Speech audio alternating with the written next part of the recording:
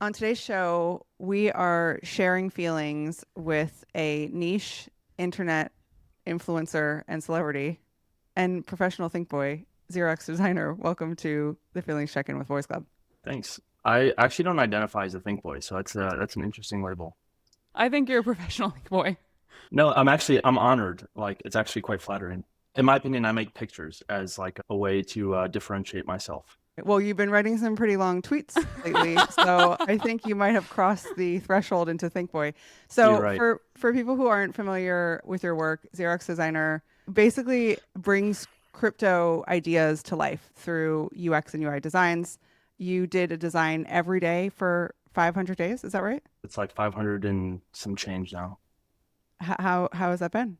It's a grind. It actually has not gotten any easier. The content series is called Design Every Days, and it's a way to explore different crypto use cases that make crypto feel more useful, more usable, or more delightful. So either I'm trying to be funny by integrating whatever the current zeitgeist on the timeline is, or there's like a crypto app that I use often that has like a bad UX issue, and I just create fake redesigns and post them. So it's a mix of a bunch of stuff every day. And it's meant to like either inform, guide, or entertain people that are like building in the space.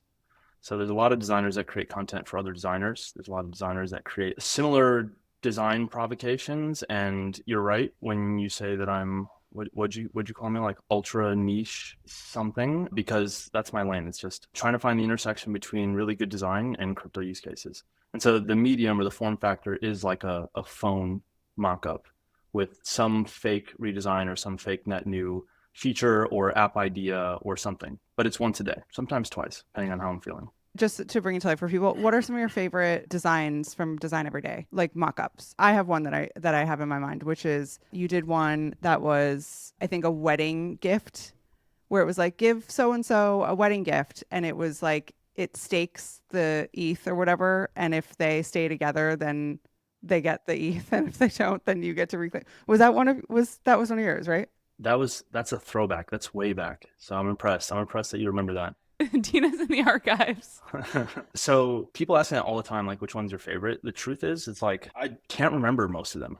Just like every day, it's part of my morning routine. Like I wake up and I just try to think about either something that I'm doing in the day or something that I did the day before that can be better with crypto, or something that's in the current conversation around crypto. And then I'll just try to like laser in on trying to fit an idea into that. So like when people ask me what my favorite idea is, I actually have to go back and look through all of them. But that one was an interesting one, and I'll say a little bit more about that. So the thing that I try to avoid is using financial use cases, and that was one of them where I think that a lot of the value that I try to add is exposing like use cases that aren't financial with crypto. And there's been a few that we've done together. I don't know if we want to like add more context on the things that we did. The three of us were brainstorming for the conference that you guys Yeah. put on. One of my favorite ones that we collaborated on together was the import an algorithm, or like having some control over your algorithm on some social platform. So whether it's an ability to port someone else's algorithm into your own feed, or being able to more easily manipulate what you're seeing. So saying these are the things that I'm actually interested in, these are the types of advertisements that I want based on those interests, and having it be much more malleable based on whether it's your own data that you're importing or your own blockchain activity that is dictating what your feed looks like. So that one's always interesting to me and something I think a lot about often, especially with where Twitter has been going recently. Totally. And I think that's the thing that we've always been aligned on, is that crypto has a lot of headlines around the casino, around trading, around people making either tons of money or people losing tons of money.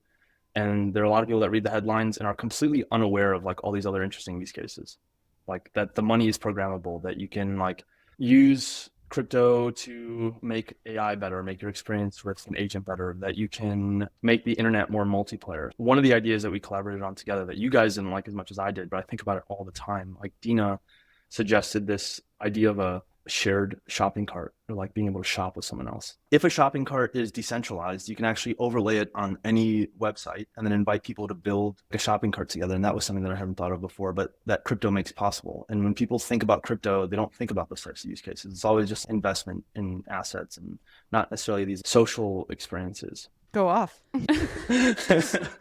We love that. And it's really fun to see it come to life. And it's very inspiring to see on the timeline. And as you're saying, a very nice reprieve from a lot of crypto Twitter, which is always about, trading, making money, and a lot of that narrative. And recently, you have been on one specifically about meme coins and this current cycle, and that being the quote unquote culture side of crypto really being taken up with meme coin chatter, and you being quite anti. So giving you some space here to make your case against the meme coin of it all. When did my ranting start? Like a week ago? That sounds about right. My ideas really sucked for like a long stretch. It was hard to come up with ideas and I wasn't proud of them. The thing that helps me continue going even when I don't feel like doing it is just accepting that like some ideas will be bad. But a couple weeks ago was like the longest stretch of ideas that I was not happy about, or things that I posted that I wasn't happy about. And I was trying to like reflect on why. And I think it was just because I was bored, uninterested. I just wasn't as enthusiastic about the stuff as I normally was. And then it dawned on me, I am trying to insert myself into a conversation that I actually don't even want to be a part of. And the reason this conversation is really meaningful is because I think what brought that to my attention was a monologue that Deana had around that time. That must have been like around a month ago now. It was like at the end of one of your episodes, and it was a feelings check-in, and it was a very vulnerable rant about just kind of losing the plot. Mm-hmm. And so when I heard that, it was like a light bulb moment for me because I could relate. I was like, wow, I'm feeling that. I didn't even realize that I was feeling that. Actually, can you describe it, Deana? That thing that you were feeling? I mean, I think I was feeling at the time, I don't actually know if it was directly related to meme coins, though I think that it's all in the same sort of soup of just feeling like there's, I suppose, a lack of freshness. And I can remember. Oh, you can? Okay, great. Yeah, totally. You were like, I love crypto so much. I love this industry so much, but I'm feeling like really rugged by this cycle where it's not any fresh ideas or people or talent, but it's just like ETF money and meme coins, and it's really uninspiring, and it feels really hard to continue to be the flag bearer for an industry that like oftentimes looks like a joke. And the Donald Trump of it all had just happened, where it was clear that Donald Trump was going to put crypto into the conversation. And then all these people on crypto Twitter jumped on that. And you were just like atmospheric in the cringe. I remember specifically you saying, and being like, it's really hard to like keep grinding and keep trying to get people to be excited about this thing that like I don't even know if I'm that excited about anymore, even though I deeply love the tech and believe that it's really compelling and revolutionary. And I try to say some things that would make you feel better, and it didn't really work. So that was the monologue. Yeah, I mean, I think that definitely tracks with how I've been feeling. There's so many embarrassing sides of this industry, and that's what gets headlines. And when you're like in the trenches of trying to change the perception of it, it's wears you down. But I don't know that that's necessarily what your recent rants were about, 0xDesigner. Right? It's related. I don't think meme coins are bad. I don't think we should stop trading meme coins. I don't think we should stop talking about meme coins. But it is the lack of that's been so frustrating, like the lack of freshness. Actually, I remember messaging you trying to find a clip of it because I wanted to reshare it. And honestly, it might even be worth resharing that clip, like overlaid on this conversation, because it was so meaningful. My conviction in crypto is being tested right now. It's like not really very interesting. Not a lot of energy around consumer application, like the same things and same conversations over and over again. And then I think this week in particular, waking up and seeing the Donald Trump news where he basically endorsed crypto and said that Joe Biden hates crypto and doesn't understand it. We've already reached max levels of cringe. Also, I'm a lifer. I'm here. I believe in the technology. I believe in what it makes possible. And that still is true for me. Like in my heart of hearts, I have a deep conviction in the technology and a deep conviction in what it makes possible. And right now it's hard to like conjure that feeling It was like the best crypto content that I'd consumed in a while. It was like the thing that actually made me feel excited again, because I was aware of the lack of excitement that I was having. And for context, I had been investing like with a very long time horizon in crypto since like 2016, 2017. So I bought Bitcoin, I bought some Ethereum. I had a friend who was like very much a Bitcoin maxi who taught me about cold storage. In 2017, I literally put all my crypto in a safety deposit box in a hardware wallet. It was just like this very extreme precautionary measure for like custody. People ask me why I didn't sell during the ICO craze, or like why I didn't sell it after like some pump. And my answer is always like, I didn't even know what was happening. I wasn't even paying attention to anything that happened between 2017 and 2021. I had like a 40-year time horizon. I don't have kids now. I don't have plans on having kids, but someday when I do, and they're my age, this stuff will be valuable. And then in 2021, there was like this cultural moment. It was like this first contact with consumer internet. And that was fascinating. I was like, I can actually spend this stuff on things that I find interesting. Fast forwarding to the last couple of weeks, I'm realizing that we're back in this very hyper financialized period of crypto that has like always been uninteresting for me. Like DeFi has a lot of impactful implications for the world, like giving financial services to the unbanked. No one can argue against that. That's not necessarily what draws me to like using crypto every day though. And I feel like we're back there. So the fight that I'm trying to pick against meme coins is that it's just boring. And like, I know it's like very meme driven and it can be entertaining, but it's only entertaining for so long. And it's only entertaining for so long, especially given how much money I've lost trying to participate. Okay. I'm totally with you. I mean, I think that the sort of devil's advocate or one sort of counterpoint would be that there is a lot of energy around more sort of community first meme coins, scene coins, I think is what I've heard them called, where it's like a way to capture a distributed community and like capture the energy around a distributed community.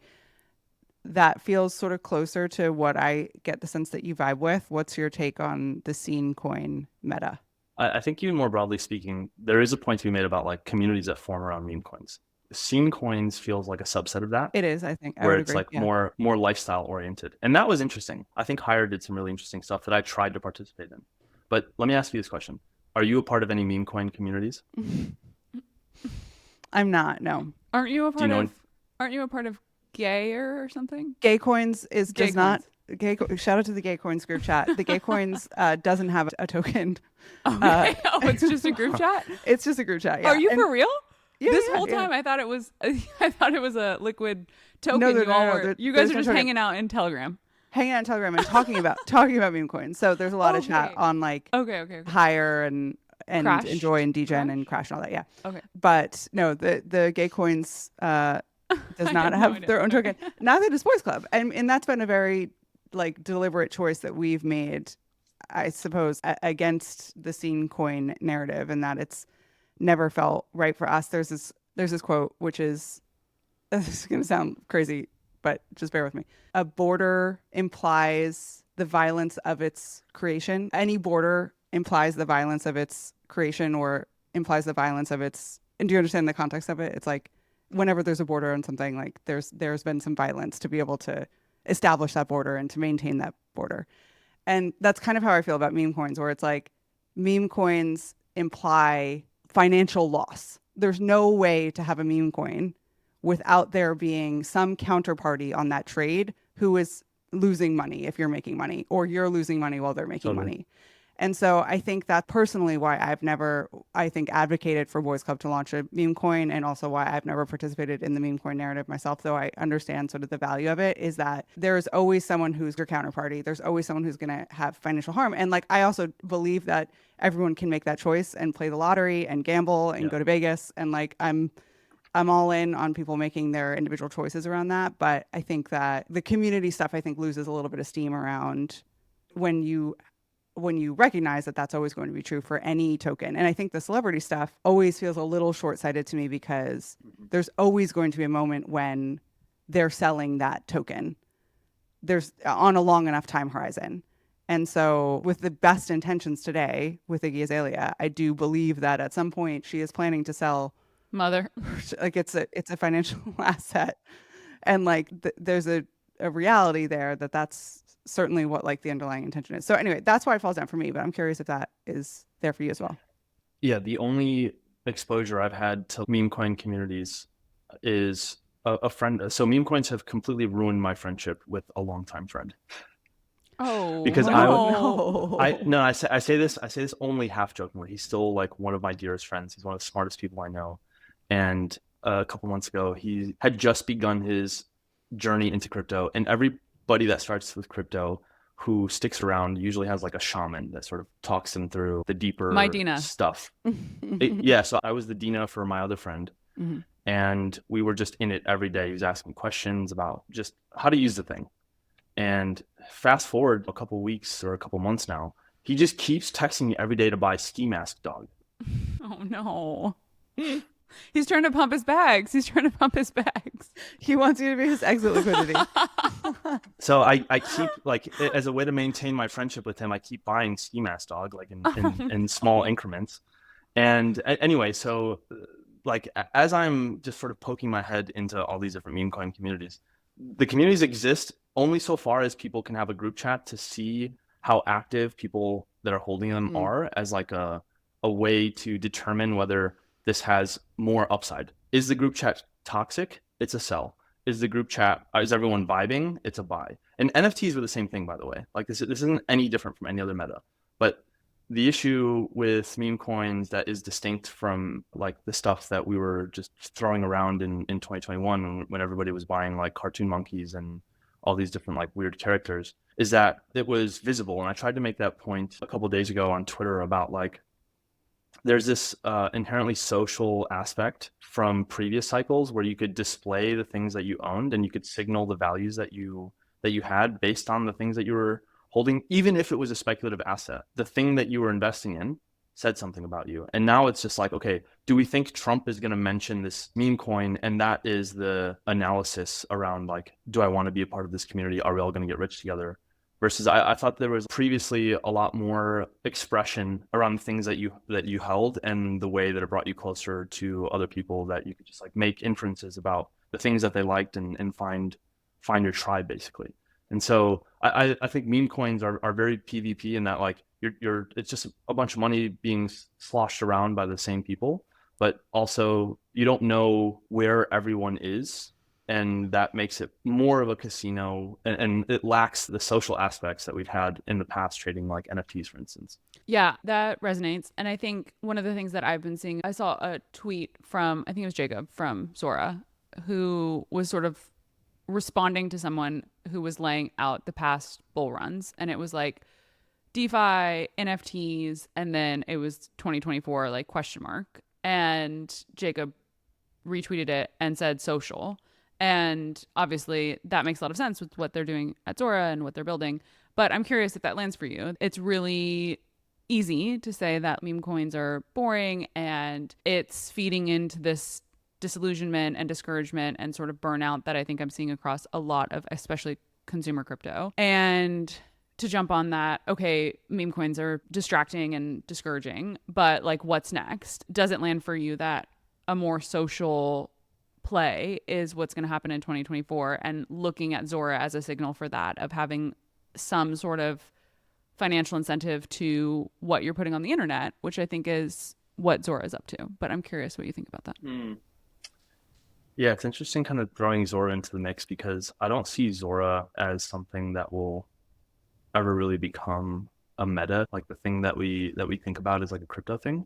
Because I think they're pretty set on trying to transcend crypto as an industry and trying to get into like just creating a new social network.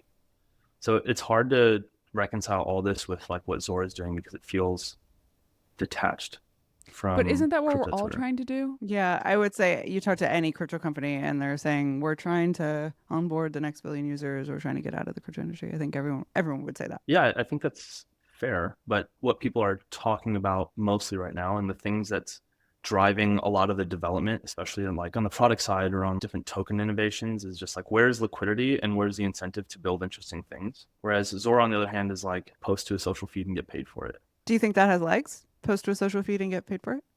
Are you getting Are you posting to social Yeah, feeds and are getting you? paid for it? Yeah, every day. Like, how much are you making from Zora rewards? I don't know. I rarely check. It's incremental, but it's enough to be like, okay, wow, this is significant. Okay. I don't know. I'd have to check. I'm not even gonna guess. So at Brand New, Dee did a talk about Zora, and there is something that I think about often that he mentioned on that stage, which is when you like something on any other social platform like TikTok or Instagram or Twitter or whatever, you're only interacting, whereas Zora is trying to create this new paradigm for like receiving some kind of material in return. And I just keep thinking about that term, material. Like when I like something, I'm getting something back, something that I can hold, something that I can plug into other apps, or something that people can recognize I have in my possession, independent of the platform that I'm using.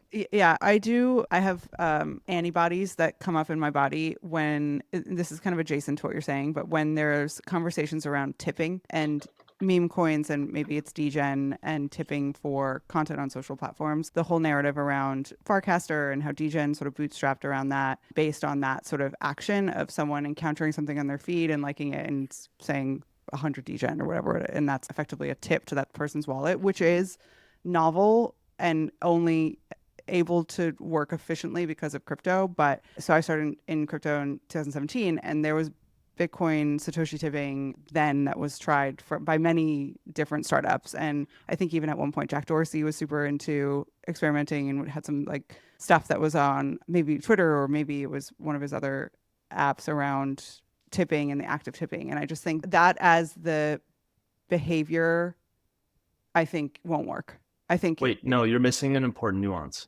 Okay.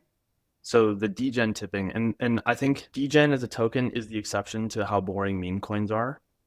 Although I will say that like holding degen and speculating on degen is still very boring behavior, in my opinion. Like again, it's not bad. It's just uninteresting to me. But there's an important distinction to be made between like tipping Bitcoin and tipping degen, because when you tip degen, you're distributing a token from whatever the undistributed pool is. So like there is a set amount of degen that you have per day that if you don't tip it, nobody gets it. Mm-hmm. So rather than it being like, okay, I have a balance of some token and I can tip you, Mm-hmm. I think the novelty behind degen was like the mining of the token is distributed through tipping, Mm-hmm. which I thought was really, really novel. Right. Whereas instead of just coming out of your own wallet, essentially. Exactly. Yeah, I mean, I have said that before publicly on Twitter X, and Peace Node came at me with the same. He loves to do that. With the same comment, which was that there is some novelty in the sort of mechanics around it, and I totally agree. I want it to work. Just this new consumer behavior around tipping, wherever the money is coming from, I just can't. I can't see it, but I want to. I want it to work genuinely. Okay. I just don't know that that's. But do you see it? Me? Yeah. Yeah, I actually think the tipping, it's like, okay, there's Bitcoin's proof of work, which is you have to solve a bunch of math problems in order to unlock a token reward. And then, proof of set, whatever. I'm not going to get into like all the different types of proofs, but it's just creating this new behavior of proof of some action that somebody is trying to validate as a way to distribute tokens. So like the distribution mechanism, I love that. I hope that sticks around. I hope people try to iterate and build new ideas on top of that. The issue is, what the fuck am I going to do with this token? Mm-hmm. Like, so even if it's distributed, like now what? Trade it for ETH. Money. Yeah, right.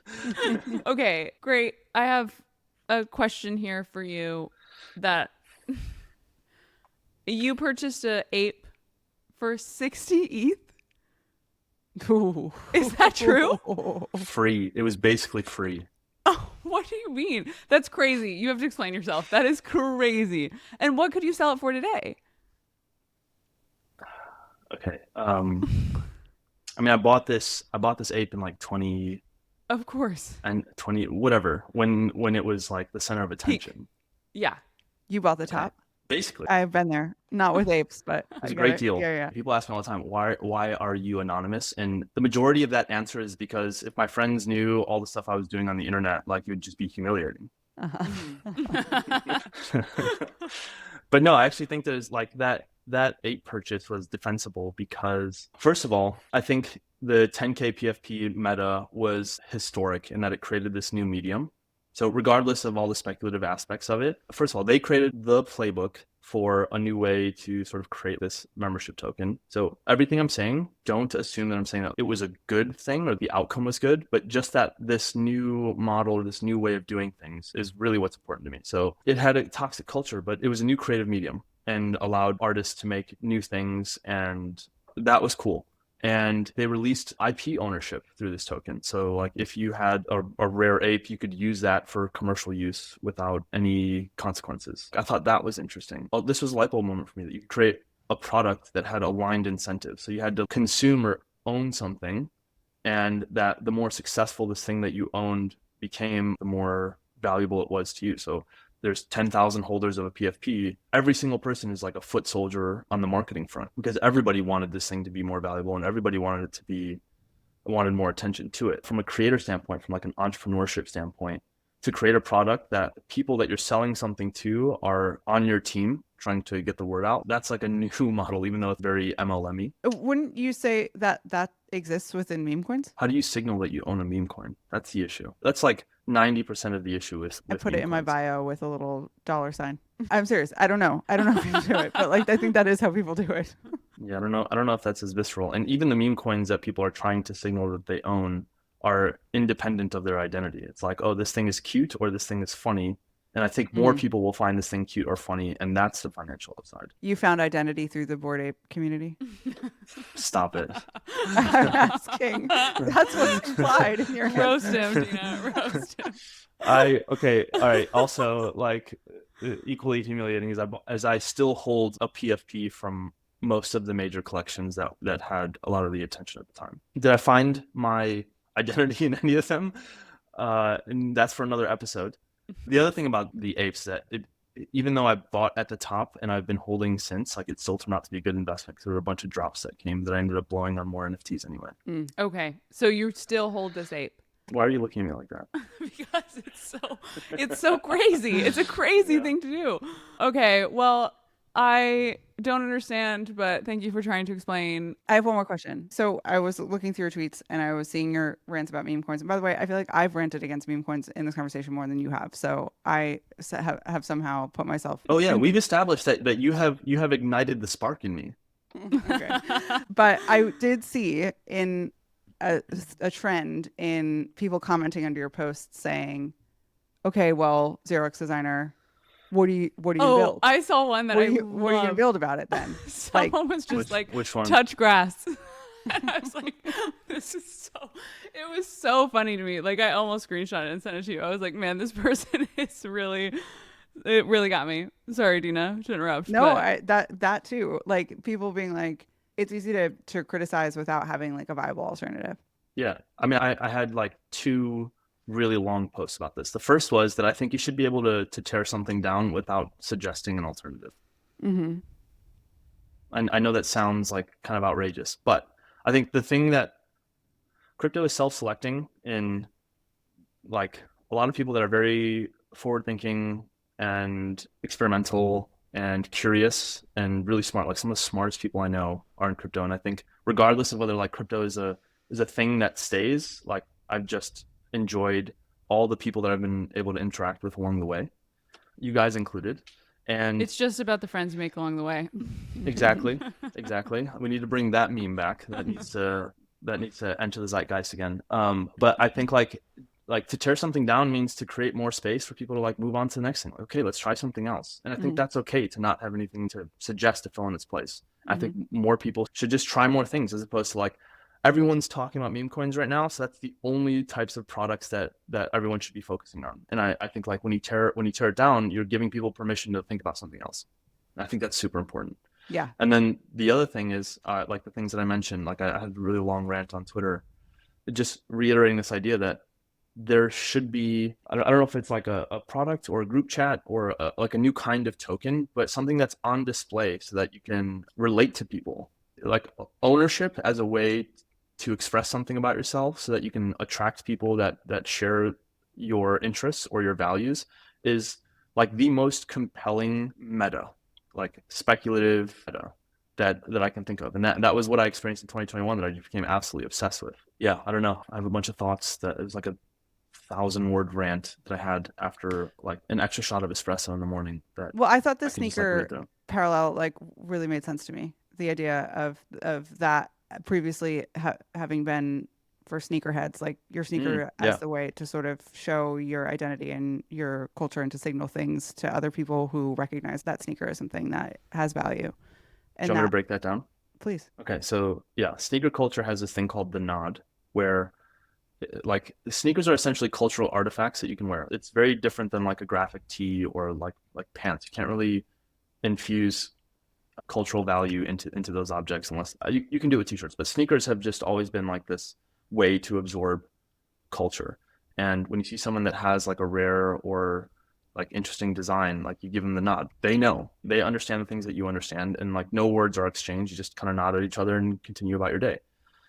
There was this period where I was like traveling a bunch, and I went to lots of different countries across different continents, and everybody was wearing the same sneaker, and it was like this like culture that transcended borders, and no words needed to be exchanged to know that like, okay, we like the same things. Like in Asia or in the Middle East or in Europe, like everyone's wearing Jordans and Yeezys. Like, why is that?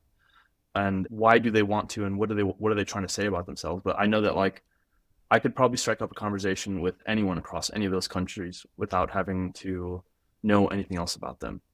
And that to me is like an interesting thing about tokens, that like NFTs were doing the same thing, but it was doing it at scale.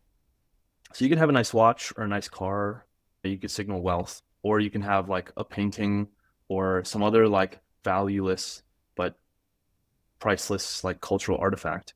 And the only people that you can interact through it are the people within your proximity. So like how many people can you fit in a room, or how many people can you pass by on the street and interact with using this like shared language of something, of this object.